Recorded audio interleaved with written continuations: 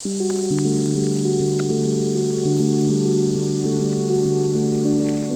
say there's no such thing as a free lunch. You know, I don't know, with cows it kind of seems like there is. You can let them out in your yard. If you got the time to watch them or got a portable electric net fence you set up, it feels like it's free because I'm not mowing. They're loving it. And it's just the cost of my time. But today is a lazy Sunday. Well, it's not lazy, it's rest. We've had a just busy series of weeks. I almost never film a video on Sunday. Today I'm filming a video and sharing it with you because I'm doing something today I've really been looking forward to, and that is opening my giant jar of sauerkraut.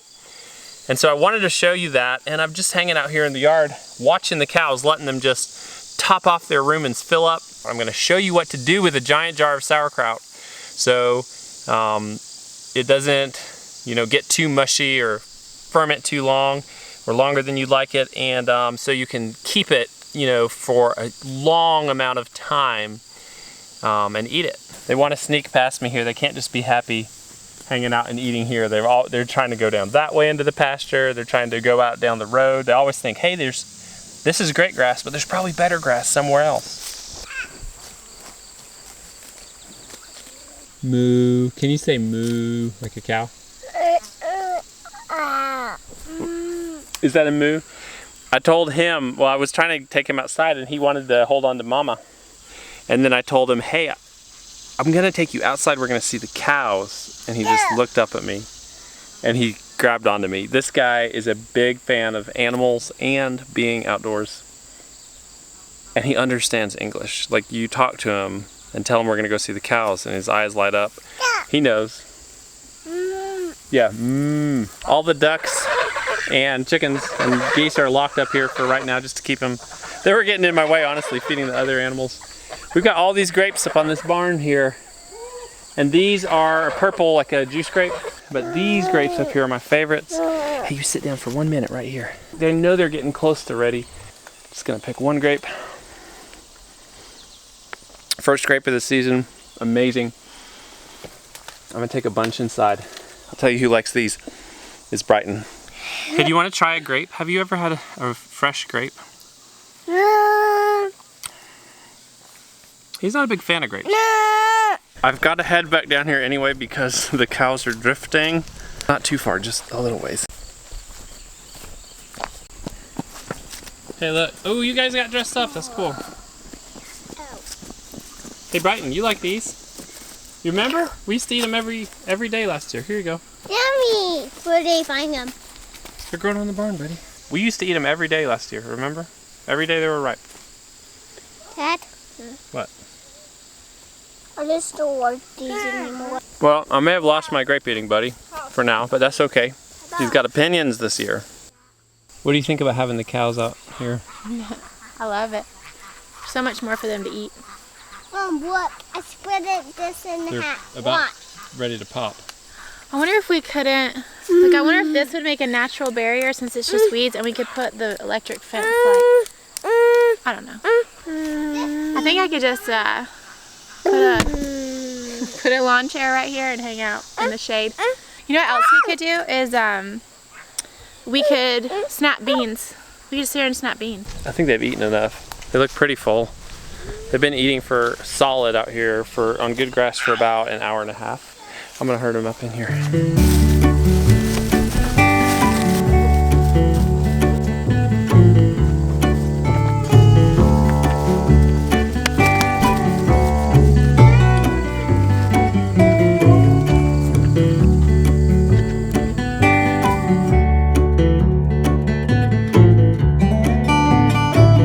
These old-fashioned grapes, you don't eat them, you don't chew them up. You just squeeze the insides into your mouth and suck on it. You suck on it and then you swallow it. I crunch up the seeds and swallow them. Those grape seeds are probably good for something in your belly. It'd be kind of nice to know which varieties these are that grow in our barns. I know. Well, I asked the one who'd know. He didn't know. Oh, okay. He remembered where he got it. He bought them from Starks. These are from Starks. Really? Yeah, years ago. flavor explodes in your mouth, but it's so subtle. It's like a whiff of honeysuckle, like on a spring breeze. These aren't even all the way ripe. They're sweet. It's like, oh, that's how grapes taste. All right, guys, let's go open this giant sauerkraut jar. All the kids have been, well, I think almost all the kids have been excited about this. This is the only one. We're gonna lift all our weights out of here. And these weights are just these mason jars. This sauerkraut's been in here 1 month and 1 day. We're gonna take off this top layer. I let my brine dry out a little bit. It just dehydrated from the ambient humidity in the room. So I'm gonna take off this top layer that's slightly discolored. It doesn't actually smell bad. It just looks a little funky on top. All right, I'm gonna start packing these jars, and one at a time. Are your hands, did you just wash your hands? I'm gonna take it off the top one layer at a time. I'll probably set this jar, mark this jar as this top jar that was a little mushy. The very mushiest stuff that was on the very top is going to the piggies. How about we all do it? I love it. You love it? Mm-hmm. Good. Some take it off. Wanna try some? You try that, you'll like it. No, thank you. Is that yummy? Yeah, yummy. Oh, you got a plate. You do like it. I was saying, well, let's wait till we're done to eat it, but everyone just wanted to try it, and it turned out really good. Still crunchy. A little crunchy, which I like. It's not like at that classic sauerkraut point, but that's the cool thing about fermenting in sauerkraut. You eat it when you like it.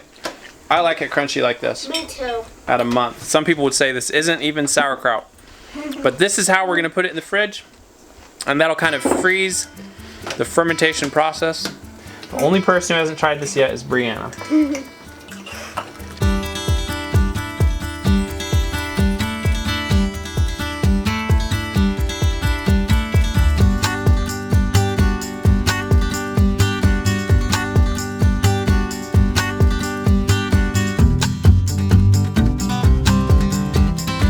Everyone in the family likes sauerkraut.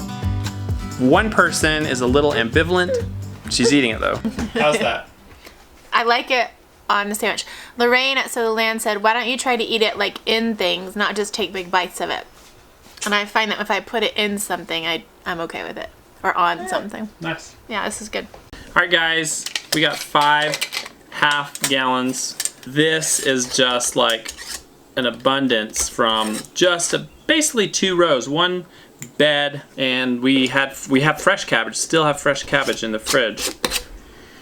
I don't really think about my gardening from a business perspective, but I did want to talk for a second about value added cabbage to sauerkraut. This sauerkraut represents 10 heads of cabbage. Now, some of them were really small, so that kind of skews my numbers. That's about $40 of cabbage. You probably get this much organic cabbage for $30. So that's 10 quarts. So if you look at an organic sauerkraut price, you're looking at $5 to $10, just depending on the quality and where you buy it. So that would be $50 to $100 with store-bought organic sauerkraut prices. If we're talking about buying it by the quart, so that would be $30 or $40. Transforming into $50 to $100. Here's the thing, this sauerkraut, you can't buy this in the store. You can't buy this because this is living sauerkraut. It's going to benefit your health in ways I think that science hasn't even studied yet. Let's talk about this little jar of sauerkraut right here though. This is a jar of sauerkraut. This is local living sauerkraut. This is from a local farmer. It was made just down the road from here. This costs $10. Now, I don't think that's overpriced for what it is. You can't walk into a store and buy this, and many people don't want to make their own sauerkraut. So how much is all this sauerkraut worth? If we talk about $10 for the pint, that would be $200 for this sauerkraut. From $30 to $200, that to me is kind of the definition of value added. Some people might say, well, it just would be so much work to run a business like that. That's what I'm thinking about though. I'm thinking about how people can make money on their homesteads, and making money, it involves working. So what we're talking about though is transferring your work from working for someone else to working for yourself working on your cabbage and finding a way to produce more income from your little homestead. So that's just a thought from me to you. Hope that was helpful to someone, maybe inspired you to try this. I've actually thought of doing a mail order sauerkraut batch next year. Okay guys, thanks so much for joining us. I feel like we just got these riches in our hands today. Someone's gonna ask, how long can it keep in the fridge? And I'm not gonna give you an exact number, but considering that you can take sauerkraut and leave it in a cellar through the winter, I would say you can keep it for months in your fridge. Anyway, thanks for joining us, and we'll see you next time.